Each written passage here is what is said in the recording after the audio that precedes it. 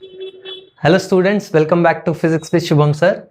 और आज मैं आपको बताने वाला हूँ फिजिक्स में कुछ चैप्टर्स जिनको करके आप काफ़ी ज़्यादा स्कोर कर सकते हो। और ये कुछ इजी चैप्टर्स मैंने सेलेक्ट किए हैं। 16 में से मैं पहले ही बता दे रहा हूँ, खाली 8 चैप्टर्स मैं बताने वाला हूँ जिनको करके आप अच्छा खासा स्कोर कर सकते हो। और थोड़ा बोर्ड एग्ज़ाम नज़दीक आ गया है तो बच्चों की हालत थोड़ी ख़राब है। तो काफ़ी बच्चों ने मुझे पूछा भी कि सर खाली ऐसे चैप्टर्स बताओ जिनको करके हम अच्छा स्कोर कर सकते हैं। तो of course the lecture is for you. And यहाँ पे मैं विथ ऑप्शन बताने वाला हूँ कि कितने मार्क्स विथ ऑप्शन होते हैं, तो उस हिसाब से आप प्रिपेयर कर सकते हो। So here comes the list. तो स्टूडेंट्स, जैसा कि आप देख सकते हो चैप्टर्स का लिस्ट यहाँ पे, ये चैप्टर्स मैंने स्पेसिफिकली इसलिए चूज़ किए हैं क्योंकि इनका थोड़ा वेटेज हाई है और ये ईजी चैप्टर्स हैं। हाँ, इसमें वेटेज हाई और डिफिकल्ट चैप्टर्स मैंने नहीं रखे हैं, जैसे कि रोटेशनल डायनामिक्स और वेव ऑप्टिक्स, ये मैंने नहीं रखा है, डिफिकल्ट लगता है। एक चीज इन सब में कॉमन क्या है, देखो, एक चीज इन सब में कॉमन ये है कि इन सभी में तुमको थियरी पार्ट ज्यादा मिलेगा, एक्सेप्ट फॉर 2 और 3 चैप्टर, जैसे ईएमआई को छोड़ा और करंट इलेक्ट्रिसिटी को छोड़ा, तो बाकी सब में तुमको थियरी ही है भर भर के, ठीक है। एंड मैकेनिकल प्रॉपर्टीज में थोड़े बहुत 1-2 डेरिवेशन है, बट मैंने ऑलरेडी इंपॉर्टेंट टॉपिक्स के लेक्चर सीरीज में ये डिस्कस किया है कि कौन से डेरिवेशन स्पेसिफिकली इस चैप्टर से पढ़ के जाया जाए मैकेनिकल प्रॉपर्टीज। जैसे प्रेशर वाला एक डेरिवेशन होता है, एक्सेस प्रेशर वाला, तो वो कर लोगे तो हो जाएगा। बाकी दूसरा चीज कॉमन क्या है कि इन सभी के न्यूमेरिकल्स इजी होते हैं करने में। Their numericals are very very easy to do, straightforward numericals आते हैं। तुम बोर्ड्स के पेपर भी उठा के देखोगे तो तुमको हमेशा इन चैप्टर्स से जो न्यूमेरिकल्स मिलेंगे वो ज्यादातर स्ट्रेट फॉरवर्ड न्यूमेरिकल्स ही होते हैं। एंड स्पेसिफिकली टेक्स्ट बुक से आते हैं न्यूमेरिकल्स, तो टेक्स्ट बुक में सारे इन चैप्टर्स के स्ट्रेट फॉरवर्ड न्यूमेरिकल्स ही है।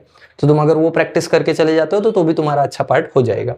और एक चीज बहुत अच्छी है इन सारे चैप्टर्स में, वो ये है कि इन सब में ज्यादा नंबर ऑफ डेफिनेशंस हैं, लॉज हैं, डायग्राम्स हैं। देखो, definitions, laws, diagrams, distinguish between, ये सब है ना तुम्हारे पेपर का बहुत बड़ा पार्ट कवर करता है। अगर तुम ठीक से थोड़ा पेपर को एनालाइज करोगे, जैसे कि हम बोर्ड पेपर चेक करते करते ये एनालिसिस समझ में आता है या ट्रेंड समझ में आता है कि ज्यादा पार्ट है ना डेफिनेशन, लॉज और डायग्राम्स और डिस्टिंग्विश बिटवीन, ये सब में कवर हो जाता है। तो वहां पे काफी ज्यादा स्कोरिंग चांस होता है। अगर तुम डेरिवेशंस नहीं हो पा रहे हैं तुमसे तो भी मैं बता रहा हूँ।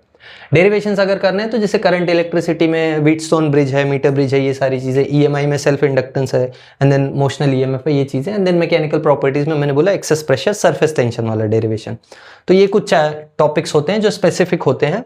मैंने यहाँ पे एक चीज मिस कर दी, that is distinguish between.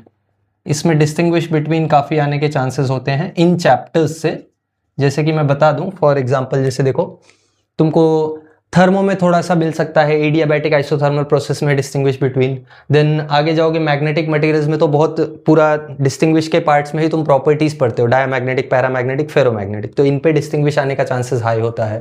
Then semiconductor में तो ऐसा इतना नहीं है, पर ड्यूअल नेचर में तुमको मिल सकता है थोड़ा बहुत, मतलब पार्टिकल नेचर, वेव नेचर में डिस्टिंग्विश करने को, या ऐसा कुछ क्वेश्चंस।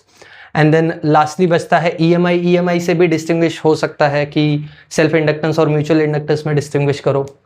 एंड हाँ, अबाउट डायग्राम्स, मैंने यहाँ पे देखो डायग्राम्स लिखे हैं, तो इनमें से डायग्राम्स किस किस चैप्टर्स से आते हैं। केटीजी एंड रेडिएशन में अगर तुम देखोगे तो एक बहुत फेमस ब्लैक बॉडी डायग्राम है जो आने का चांस काफी हाई होता है। देन करंट इलेक्ट्रिसिटी से व्हीटस्टोन का डायग्राम, या समझो पूरा सर्किट ही, तो वो तो हो गया। And then come to dual nature. Dual nature में एक बहुत फेमस डायग्राम है फोटो इलेक्ट्रिक इफेक्ट। पूरे चैप्टर में फोटो इलेक्ट्रिक इफेक्ट ही है भर भर के। तो अगर तुम सिर्फ फोटो इलेक्ट्रिक इफेक्ट भी पढ़ के जाते हो तो भी तुम्हारा ड्यूअल नेचर का मेजर वेटेज कवर हो जाएगा, ठीक है। तो डायग्राम्स इसमें ज़्यादा इंपॉर्टेंट वाले हैं इन सारे चैप्टर्स में मिला जुला के। एंड देन डेफिनेशन ज़्यादा इंपॉर्टेंट वाले हैं, लॉज ज़्यादा इंपॉर्टेंट वाले हैं, जैसे फैराडेज लॉज, यहाँ से फैराडेज लॉज मिलने के चांस होते हैं। देन स्टेटमेंट्स मिलने के चांस होते हैं सेल्फ इंडक्टेंस के, लेंजेस लॉ, म्यूचुअल इंडक्टेंस, ये सारी चीज़ें, ठीक है। तो ये चैप्टर सेलेक्ट करने के पीछे का रीजन मैंने तुमको बता दिया है। दूसरा, इनको करने से थोड़ा अपर हैंड कैसे मिल सकता है, देखो, इनका जो टोटल वेटेज है विद ऑप्शन वो है 49 मार्क्स, और अपना पेपर विद ऑप्शन 98 मार्क्स का होता है। यानी समझो तुम ऑलमोस्ट आधा विद ऑप्शन अगर करते हो या पूरा पूरा अटेम्प्ट करते हो तो तुम ऑलमोस्ट 49 मार्क्स का अटेम्प्ट कर पाओगे। और विदाउट ऑप्शन अगर तुम देखोगे स्कोरिंग मैक्सिमम कितना स्कोर किया जा सकता है, 70। तो 70 में से तो 49 का तो तुम अटेम्प्ट ही करके आ जा रहे हो। एंड चैप्टर्स के नंबर काउंट करोगे तो खाली 8 ही चैप्टर्स हैं। टोटल 16 चैप्टर्स है ना अपने बुक में, तो 50% चैप्टर्स करके तुम almost 50 marks out of 70 score कर सकते हो। ऑफकोर्स अगर विद ऑप्शन अटेम्प्ट करते हो तो। विद ऑप्शन का मतलब ये नहीं है कि एक्स्ट्रा ऑप्शंस करके आना, नहीं, इन चैप्टर्स को पूरा पढ़ो ताकि इनके जितने क्वेश्चंस हो सब तुम कर पाओ, ठीक है। हाँ, और एक चीज, अगर तुमको समझो जैसे इन चैप्टर्स में से भी डिफिकल्टी हो रही है, इसमें से कोई एक आधा चैप्टर है जो तुमको परेशान कर रहा है, समझ में आ रहा है कि नहीं हो पाएगा, तो you are free to switch it with some other chapter. जैसे किसी को लगता है कि मुझसे EMI नहीं होगा, तो तुम इसके जगह पे दूसरा कोई चैप्टर इंट्रोड्यूस कर सकते हो। तुमको लगता है कि तुमसे थर्मोडाइनमिक्स नहीं होगा, तो तुम इसकी जगह कोई दूसरा चैप्टर इंट्रोड्यूस कर सकते हो। बट समझ में आता होगा तुमको भी कि उसके हिसाब से वेटेज थोड़ा सा चेंज होगा। हाँ, अगर तुम कंफर्टेबल ज़्यादा हो तो मैं बोलूँगा तुम वही करो, जिस चैप्टर से कंफर्टेबल हो वही चैप्टर्स चूज़ करो। मैंने इसलिए चूज़ किए क्योंकि ये रीजंस थे, मैंने तुमको ऑलरेडी बताया। चांसेस हाई होते हैं ये क्वेश्चंस आने के, तो इसलिए मैंने ये चैप्टर्स सेलेक्ट किए हैं।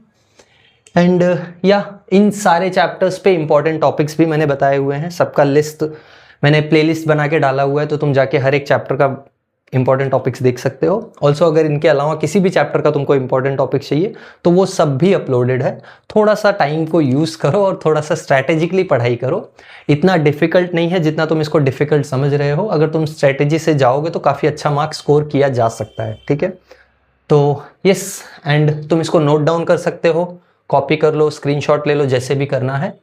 एंड या I will see you all in the next video. Bye everyone and all the best.